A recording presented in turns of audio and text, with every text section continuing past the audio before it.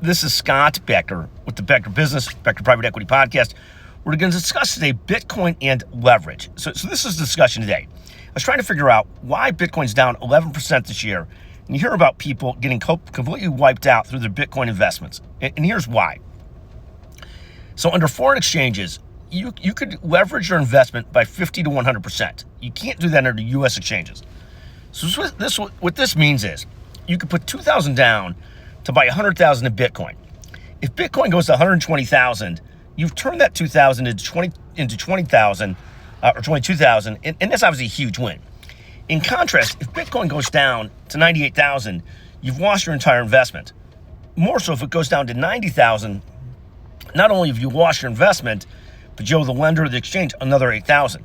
Now, a lot of investors or small investors that thought they can get rich off of Bitcoin are finding that the downside of this, even to cover those losses, is wiping them out. And that's why you hear about people getting wiped out, even though they're not seeing huge movements in Bitcoin. So I understood people getting wiped out a couple of years ago when Bitcoin was going up. When I was an investor in it, it went from 100,000 to about 28,000 within about 6-month period, right when I thought it was brilliant.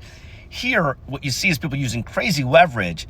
And so a 50 to 100 times leverage is causing them to owe a huge amount more than they actually invested. So again, 2,000 in, you buy 100,000 worth, it goes to 90,000, you've lost 2,000 plus your 8,000.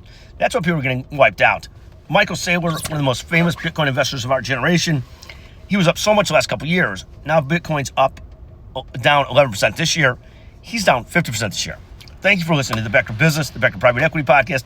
Do us a favor, buy our book, Building Great Businesses on Amazon. Pre-order the book. We appreciate it. Thank you for listening. Hope you find this interesting. I'm learning a lot on it, on Bitcoin. Thanks.